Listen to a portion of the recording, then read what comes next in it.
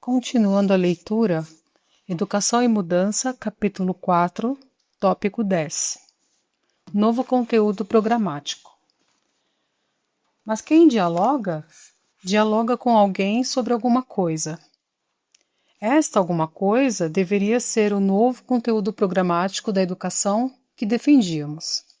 E nos pareceu que a primeira dimensão deste novo conteúdo com que ajudaríamos o analfabeto antes ainda de iniciar sua alfabetização, para conseguir a destruição da sua compreensão mágica e a construção de uma compreensão crescentemente crítica, seria a do conceito antropológico de cultura, isto é, a distinção entre estes dois mundos, o da natureza e o da cultura.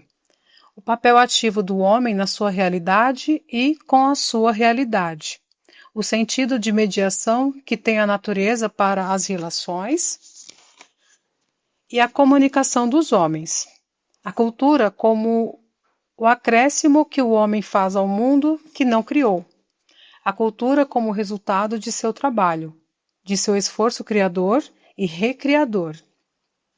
A dimensão humanista da cultura. A cultura como aquisição sistemática da experiência humana, como uma incorporação, por isso crítica e criadora, uma justa posição de informações e descrições doadas. A democratização da cultura, que é uma dimensão da democratização fundamental frente à problemática da aprendizagem da escrita e da leitura, seria, pois, como uma chave com a qual o analfabeto inicia sua introdução no mundo da comunicação escrita. Como ser no mundo e com o mundo, em seu papel de sujeito e não de mero e permanente objeto. Para tal introdução, ao mesmo tempo gnoseológica e antropológica, elaboramos, depois da redução do conceito de cultura, 11 situações codificadas, capazes de motivar os grupos e levá-los, por meio de sua descodificação, a estas compreensões. Esta primeira situação desperta a curiosidade do analfabeto e o leva a distinguir o mundo o mundo da natureza do mundo da cultura. Apresenta-se um homem do povo, diante do mundo. Em torno dele, seres de natureza e objetos de cultura. É impressionante ver como se travam os debates e com que curiosidade os analfabetos vão respondendo às questões contidas na situação. Cada situação apresenta um dado número de informações para serem descodificadas pelos grupos de analfabetos com o auxílio do coordenador de debates.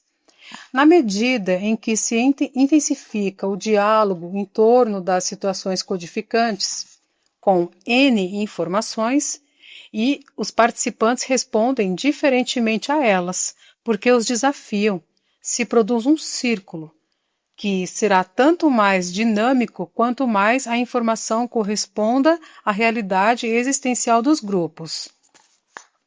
Muitos deles, durante os debates sobre as situações, afirmam felizes e autoconfiantes que nada de novo lhes está sendo demonstrado, mas que lhes estavam refrescando a memória. Faço sapatos, disse certa vez um deles, e descubro agora que tenho o mesmo valor do doutor que faz livros. Amanhã, afirmou outro, ao discutir o conceito de cultura, vou entrar no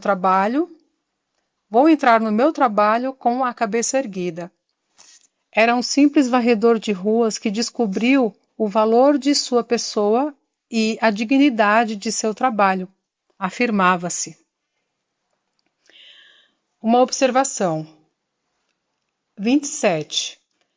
Manifestações desta natureza feitas por homens comuns levaram os que defendem um mundo dividido por privilégios inconfessáveis e sem amor a vislumbrar em nosso esforço de humanização do homem uma subversão da ordem. Não souberam ou não quiseram perceber que, ao afirmar sua descoberta do valor que tinha fazendo sapatos, como o doutor fazendo livros, aquele sapateiro não pretendia superar o doutor, substituindo-o no seu trabalho. Estava certo, por outro lado, que o doutor não o substituiria no seu. Está certo agora que ele, sapateiro, e o outro, doutor, ambos têm uma dignidade no trabalho. Um tem tanto valor como o outro, considerando-se que os dois são autênticos em seus trabalhos específicos. Reconhecidos através da primeira situação, os dois mundos, o da natureza e o da cultura, e o papel do homem nestes dois mundos, outras situações vão se sucedendo, em que ora se fixam, ora se ampliam as áreas de compreensão do domínio cultural. A conclusão dos debates gira em torno da dimensão humana e fica claro que esta conquista, numa cultura letrada, já não se faz por via oral como nas iletradas, em que falta a sinalização gráfica. Vencendo este primeiro passo, inicia-se o debate sobre a democratização da cultura, com o qual se abrem as perspectivas para o começo da alfabetização. 11. A alfabetização como um ato criador. Todo debate que se coloca é altamente crítico e motivador. O analfabeto apreende criticamente a necessidade de aprender a ler e a escrever. Prepara-se para ser o agente desta aprendizagem e consegue fazê-lo na medida em que a alfabetização é mais que o simples domínio mecânico de técnicas para escrever e ler. Com efeito, ela é o domínio dessas técnicas em termos conscientes. É entender o que se lê e escrever o que se entende. É comunicar-se graficamente. É uma incorporação. Implica não uma memorização mecânica das sentenças, das palavras, das sílabas, desvinculadas de um universo existencial. Coisas mortas ou semi-mortas, mas uma atitude de criação e recriação. Implica uma autoformação da qual pode resultar uma postura atuante do homem sobre seu contexto. Isso faz com que o papel do educador seja fundamentalmente dialogar com o analfabeto sobre situações concretas, oferecendo-lhe simplesmente os meios com os quais possa se alfabetizar. Por isso, a alfabetização não pode se fazer de cima para baixo, nem de fora para dentro, como uma doação ou uma exposição, mas de dentro para fora pelo próprio analfabeto, somente ajustado pelo educador. Esta é a razão pela qual procuramos um método que fosse capaz de se fazer instrumento também do educando, e não só do educador, e que se identificasse, como claramente observou um jovem sociólogo brasileiro, o conteúdo da aprendizagem com o processo da aprendizagem. Por essa mesma razão, não acreditamos nas cartilhas que pretendem fazer uma montagem de sinalização gráfica como uma doação e que reduzem o analfabeto mais à condição de objeto de alfabetização do que de sujeito da mesma.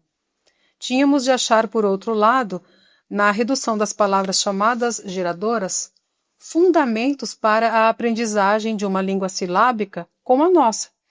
Não pensávamos na necessidade de 50, 80 ou mais palavras geradoras. Isto seria, como efetivamente é, uma perda de tempo. 15 ou 18 nos pareciam suficientes para o processo de alfabetização pela conscientização. Uma observação. No 28, somente assim a alfabetização de adultos tem significado para o desenvolvimento, na medida em que faz do próprio esforço do progresso objeto da reflexão do analfabeto. 29, o texto se refere a Celso Basinger. 30. são aquelas que, decompostas em seus elementos silábicos, proporcionavam, pela combinação desses elementos, o nascimento de novas palavras, quando o texto se refere às chamadas geradoras.